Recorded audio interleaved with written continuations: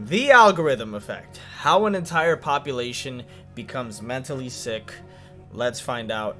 And here's a thought experiment for us. Let's go, run it up. Imagine if everyone else shared all your beliefs. So imagine if opinions. everyone shared the Everyone same thought beliefs. more or less the same as you, agreed with you, felt the same way about how things are and should be. We spend so much of our time and effort trying to convince others of our worldview. We invest so much of our... I feel like obviously we all hold these opinions, but mine aren't too...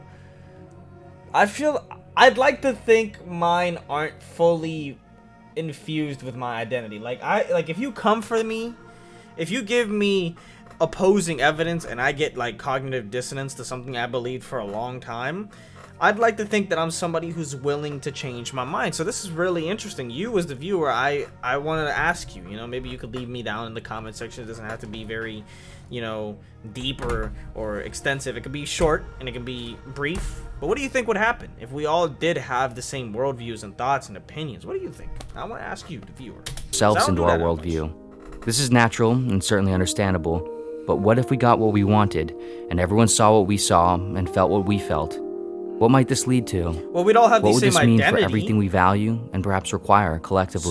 So then everyone's the same, and then there's no real individuality in that kind of world, right? Because so many of these opinions, especially when people are exposed to death and they want to double down on what they believe, it becomes a part of their identity. So if I come for your opinion, if I come for what you believe, I'm coming for you. It's like I'm coming for your life. It's like, ooh, you can't have that, So you got to get real defensive, It's like. The following is a short story where this is taken to the extreme. Okay, if you enjoy let's go. speculative or philosophical fiction stories like this, or my short stories in general, I think you'll also really enjoy my new audiobook, Millions of Little Threads. It's 1 hour long and only $3.99. It's out now, and the link is in the description. Shouts out! I love his stuff. I actually had one of his books.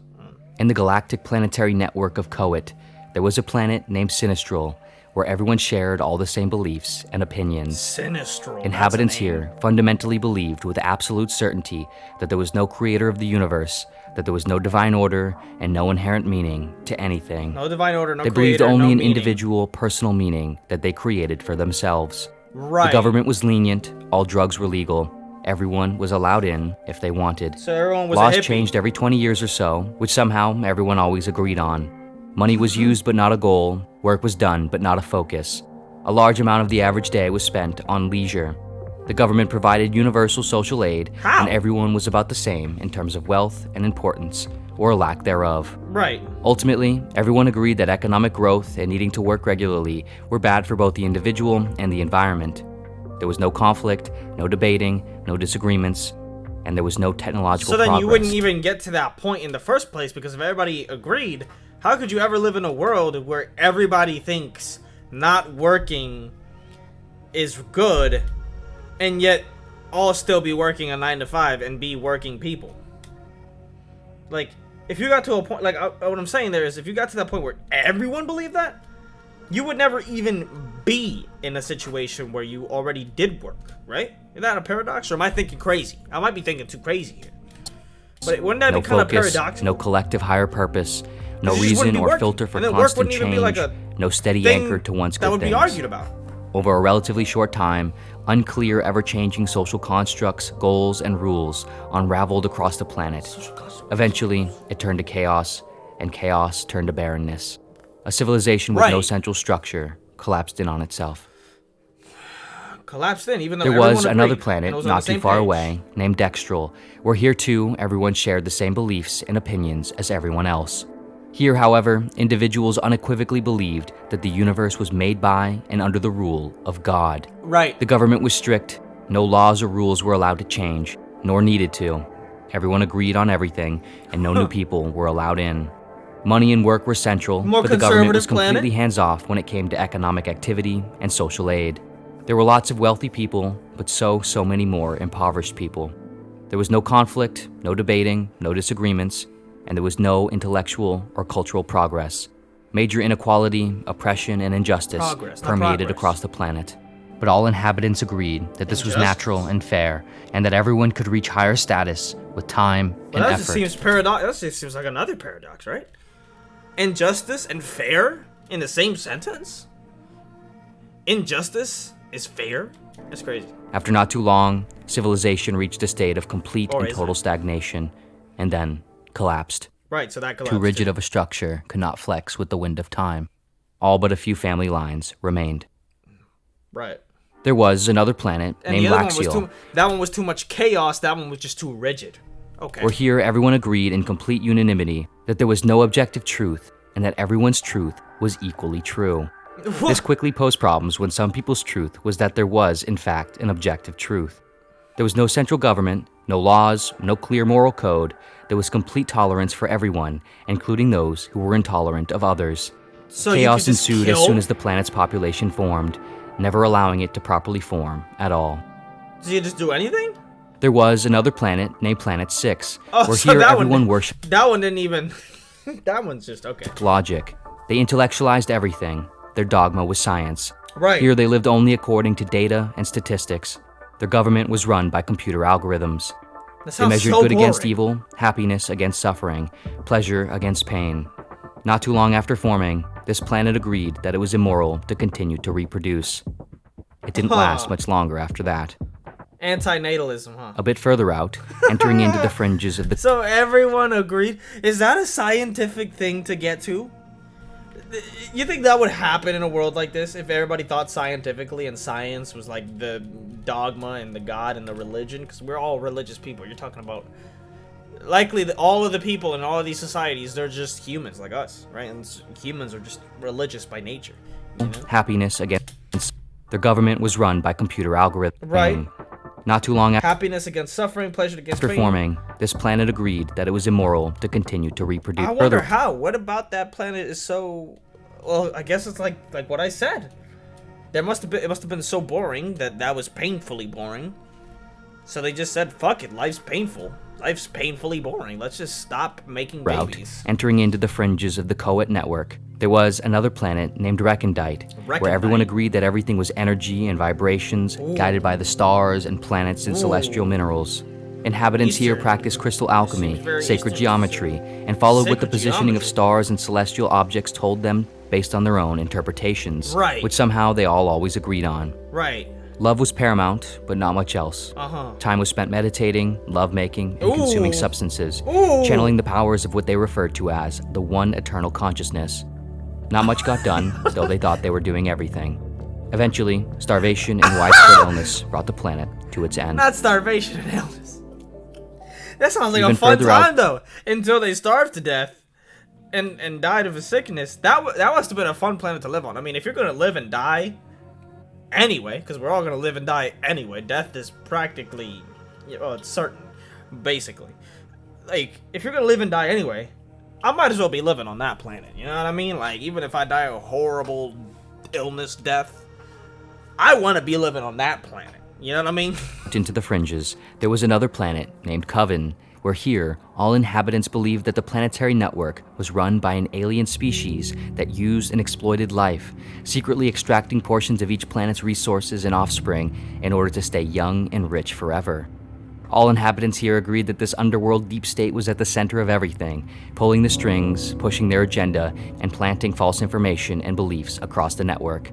No one had ever seen any evidence of this, or any alien underworld at all, but they all knew it was true. Their time and effort were spent on their military, shelters, and preparations for the Great Isolation. They questioned everything except themselves. Paranoia ran rampant. Right. Most people were alone. Sometimes what one fears is what they create for themselves. Right. Eventually, Coven inhabitants began to believe that their oxygen was being contaminated with mind control chemicals by the alien deep state elites. They avoided breathing as often as possible. The great irony, of course, was that their lack of breathing and the filtration systems and counter-chemicals they created to deal with this issue killed them all. They killed themselves, right? Scattered across the vast planetary network were hundreds and hundreds of more planets like these, each planet's population forming and unifying over the same beliefs and values and perceptions, further isolating and reinforcing their own while distancing and degrading others. At first, it was just fundamental interests and beliefs and personality traits that attracted people to certain places. Then, it was all of the subsequent qualities and systems and experiences that kept them there. the continual reinforcement and validation of who they were and what they believed, the same types of products and people and activities that they liked and were like. Right. Ultimately, it was never about whether any planet was right or even good for anyone, but rather whether or not its people felt good and right. The only way different planets interacted with each other was through centralized broadcasts that So basically, this is like if you were on a planet where everybody was just one tribe, but you're missing some of the... What is it? What's the word for it? It's like an immune system. You're missing some immune system. It's like a tribe without an immune system. That's basically what it is. It's like you're on a planet with a big ass fucking tribe, and they have no immune system because they have nobody that's gonna question anybody. That's an immune response, like our immune system battling disease and battling foreign invaders, stuff that shouldn't be there. It's like that's immune system. They don't have it. Displayed across different digital platforms unique to each planet, some far more or less receptive to outside feeds than others. That's never gonna work. However, even the completely unfiltered broadcasts were always consumed in the context of their host planet and host planet's platform, with those who agreed with the individual consuming it. Eventually, most if not all of these planets devolved into dysfunction at best and total extinction at worst. This was the story for almost all except one planet, the planet from which the entire network had originated from, a planet named Earth.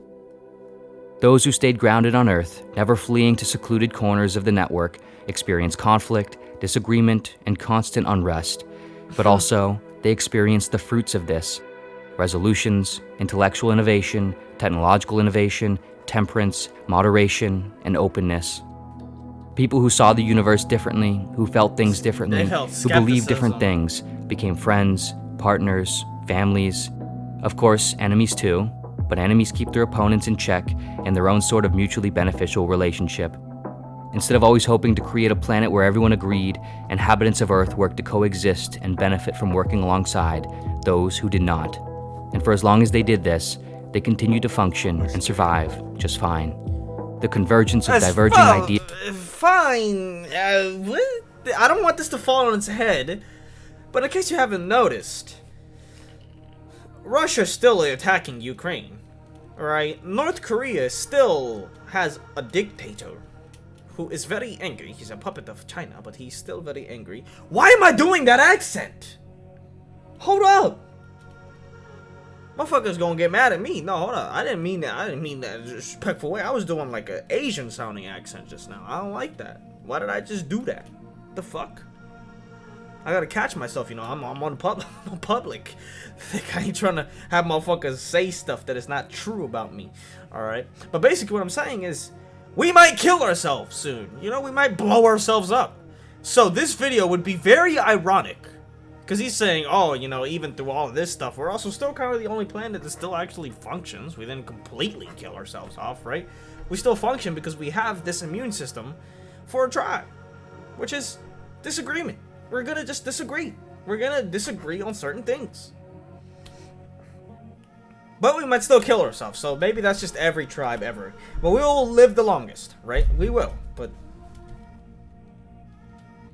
we still kill ourselves somehow. Ideas and beliefs would... Maybe we don't. But just look at how likely that is. That is scary. Continue to work in opposing harmony. The planet would remain fragmented together. Fragmented together, huh? That's interesting. It's paradoxical. Okay. Well, nice little thought experiment. Let me know what you guys think. Let me know what you guys want me to react to next. Leave a like, subscribe, do all of that. Millions of little threads. Ooh.